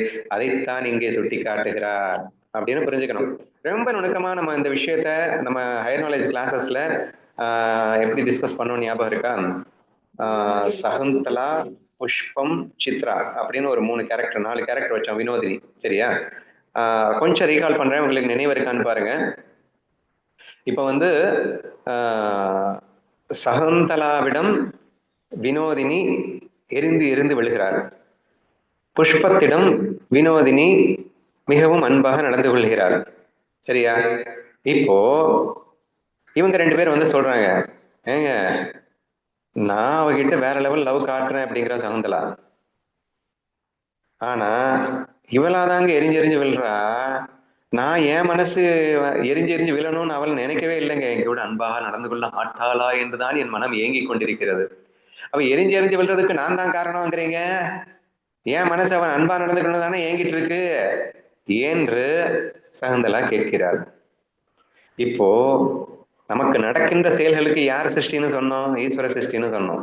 இப்ப சகுந்தலாவுக்கு எரிஞ்சு விழணும்னு நடக்குது, புஷ்பத்துக்கு நல்லா சாஃப்டா இருக்கணும் அப்படின்னு நடக்குது. ஆனா இந்த 2மே ஈஸ்வர சிருஷ்டி தான். அப்போ ஒரே வினோதினி இவளிடத்தில் ஏன் இப்படி நடந்து கொள்ள வேண்டும், அவளிடத்தில் அப்படியே நடந்து கொள்ள வேண்டும் என்பது இறைவன் தானாக முடிவெடுத்து பண்ணினானா என்ன? சகுந்தலாவின் கர்மாவிலே இப்படித்தான் நடக்க வேண்டும் என்று இருந்தது, அப்படி ஆட்டுகின்றான். புஷ்பத்தின் கர்மாவிலே எப்படி இருக்கின்றதோ அப்படி இறைவன் ஆட்டுகின்றான். அவரவர்களின் மனதின் தன்மையை பொறுத்து, அந்த மனதின் கர்மாக்களின் அடிப்படையை பொறுத்துதான் இறைவன் ஆட்டுகின்றான் என்ற அடிப்படையில் பார்த்தால் கூட உன்னிடம் யார் எப்படி நடந்து கொண்டாலும் அது நீ ஏற்கனவே சிருஷ்டி செய்து வைத்த உனது சிருஷ்டி தான், உனது கர்மா தான் என்பதை நாம் ஆணித்தரமாக நிரூபித்ததை நினைவு கொள்ளுங்கள். சரியா? அப்போ உங்களுக்கு கன்ஃபியூஷனே வராது. அது எப்படி இவ்வளவு மோசமானவங்க ஏன் மனசுங்கிற அப்படின்னா, அதுதான் கர்ம வினையிலே நடக்கின்றது என்பதை நீங்கள் யோசித்து பார்த்தால் கூட, இறைவன் எப்போதும் அனைவருக்கும் பொதுவானவன், யாருக்கும் வஞ்சகம் காட்டாதவன் என்ற அடிப்படையில் யோசித்து பார்த்தாலும் கூட, இங்கே நமக்கு நடக்கும் அத்தனை விஷயத்திற்கும் நாமே பொறுப்பு என்ற அடிப்படையில் ஞானதேவர் சொல்லுகின்றார். நான் உன்னை காண முயலும் போதெல்லாம் என் மனமே அந்த உருவமாக மாற முயல்கிறது. அப்ப எனது சிருஷ்டியாகத்தான் நீ அங்கே வருகின்றாய் என்ற ஒரு மிகப்பெரிய தத்துவத்தை இங்கே விளக்குவதாக நான் காண்கின்றேன். எனவே அங்கு காண்பவன் எஞ்சி இருப்பதில்லை. Therefore, நான் I cannot see them as different. அவங்க எவ்வளவு மோசமானவங்களும் இருக்கட்டும், சகுந்தலா வினோதினி எவ்வளவுதான் எரிஞ்சு விழுந்தாலும் சரி, ஆனா தானே தன்னிடம் எரிந்து விழுவதாக அவள் கண்டால் அல்லவோ அன்பை காட்ட முடியும். எங்க எரிஞ்சு விழுறது அப்படிங்கிறத பார்த்த உடனே நான் வேற அவ வேறன்னு நீங்க நினைக்க முடியாதுன்னு சொல்ல வர்றாரு. பிகாஸ் நீ அவனை பார்க்க போன அப்படின்னு சொன்னா உன் மனமே தான் அதுவா பாரும். You can't experience anything without creation of your own மைண்டுங்க. உங்கள் மனதில் எண்ணியதை தவிர நீங்கள் வேற எதையும் உங்களால் அனுபவிக்கவே முடியாதுங்க. உங்களுக்கு இது புரியல, என்ன கற்பனை வேர்ல்டுக்கு வாங்கலேன். இந்த கற்பனை வேர்ல்டு உங்களுக்கு நல்லா புரியுதா இல்லையா? What ever you experience in that imaginative world, is it not that your own imagination? நீங்கள் எண்ணாத எண்ணங்கள் உங்கள் கற்பனைகள் ஒரு அனுபவத்தமா வந்து விடுமா? சான்ஸே இல்லை. அதே தானுங்க இந்த நிஜ வேர்ல்ட்லையும். ஸோ நீங்க கிரியேட் பண்ண இந்த விஷயங்களை தவிர நீங்க எதுவுமே உங்களால் அனுபவிக்க முடியாது.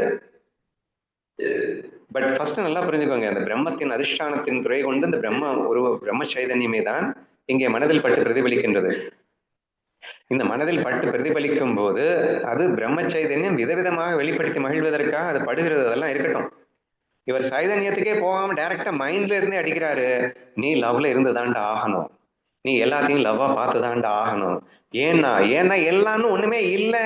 இங்க எதை பார்த்தாலும் நீ தான் அதை பாக்குற. சாரி, உன்னையதான் நீ அங்க பாக்குற. என்ன அழகா மறுபடியும் படிக்கிறேன், தயவுசெய்து நல்லா புரிஞ்சுக்கோங்க. ஐயோ, நான் உருவத்தை காண முயலும் போதெல்லாம் என் மனமே அந்த உருவமாக மாற முயல்கிறது அப்படிங்கிறது நல்லா கேர்ஃபுல்லா கவனிங்க. நான் யாரையாவது பார்க்கிறேன் அப்படின்னாலே என் மனதின் சிருஷ்டி தான் அப்படி பார்க்க வைக்கிறது. இதுக்கு மேல என்னங்க சொல்லணும்? யாரை பார்த்தாலும் எதை பார்த்தாலும் என் மனமே தான் அதுவாக மாறி அப்படி இருக்கின்றது. நானே தான் அதுவாக மாறி அங்கே அப்படி இருக்கின்றேன்.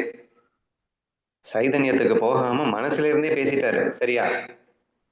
சோ தேர்ஃபோர் காண்பவன் எப்படி இருக்க முடியும்? நான் வேற நீ வேறன்னு இருந்தாதனடா நான் உன்னை பார்க்கணும்னு சொல்ல முடியும். இங்க நானே தான் நீ அப்படி நானதுக்கு அப்புறம் நான் உன்னை காண்கிறேன் அப்படிங்கிற வாசகம் எப்படி வரும்? அப்படி இருக்க சான்சஸ் இல்லை என்ற ஒரு விஷயத்தை எடுத்து சொல்லுகிறார். எனவே அங்கு காண்பவன் எஞ்சி இருப்பதில்லை, அதனால் பார்த்தல் என்பது இயலாது. நான் உன்னை பார்க்கிறேன் டுவாலிட்டிக்கு என்னால போக முடியாது. சோ சாங்கதேவா, நான் உன்னை பார்க்க வர்றேன் அப்படின்னு சொன்னா, இப்படி என் கர்மாவிலே நான் உன்னை பார்க்க வேண்டும் என்று நான் சிருஷ்டி செய்து வைத்த எனது சிருஷ்டியை நான் காண்கிறேன் எனும் போது, என்னையே நான் காண்கிறேன் எனும் போது என்னை நான் பார்த்தல் என்பது எப்படி முடியும்? சோ டுவாலிட்டி வேணும் இல்ல, நீ வேற நான் வேற இருந்தாதானே என்ன நான் பாக்குறதுக்கு. ஆனா நீ வேற எனக்கு தனியா ஒண்ணு இல்லையே. இங்க நான் அனுபவிக்கின்ற அத்தனை அனுபவங்களும் என்னால் சிருஷ்டி செய்யப்பட்ட நானே தானே. அப்படி இருக்கும் போது நான் என்னையே பார்க்கிறேன்னு எப்படிங்க முடியும்? ஆதலால் பார்த்தல் என்பது நிகழாது சாங்கதேவா. எப்படி சொல்லியிருக்காரு பாருங்களேன். அன்பின் அடிப்படையில் சொன்னார், அதிஷ்டானத்தின் அடிப்படையில் சொன்னார், சிருஷ்டியின் அடிப்படையிலும் சொல்லிவிட்டார். நீ இங்கே இருப்பது நீ மட்டுமே, உன்னை தவிர எதுவும் இல்லை என்ற மிக அற்புதமான ஸ்லோகம் இது. இதுக்கு மேலேயும் நம்ம உன்னஸ் ஃபீலை மிஸ் பண்ணோம்னா அதுக்கு மேல ஞானதேவர் என்னதான் பண்ண முடியும்னு எனக்கு தெரியல. வேற யாருக்காவது ஏதாவது சொல்லணும்னு தோணுதா இந்த இடத்துல?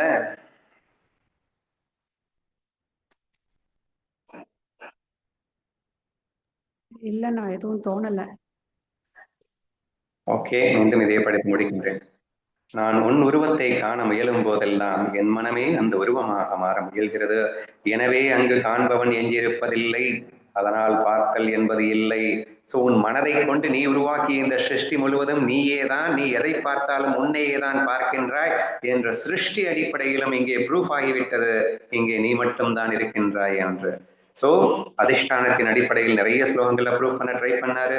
அது அதிஷ்டானத்தை விடுறா, மனசுலயே லவ் அப்படிங்கிற பேஸ் பேக்ல இருந்து நீ பார்த்தாலும் அங்க நீ மட்டும்தான் எல்லாமா இருப்ப, அல்லது லவ்ல பார்த்தாலும் எல்லாம் ஒன்னா தெரியும்.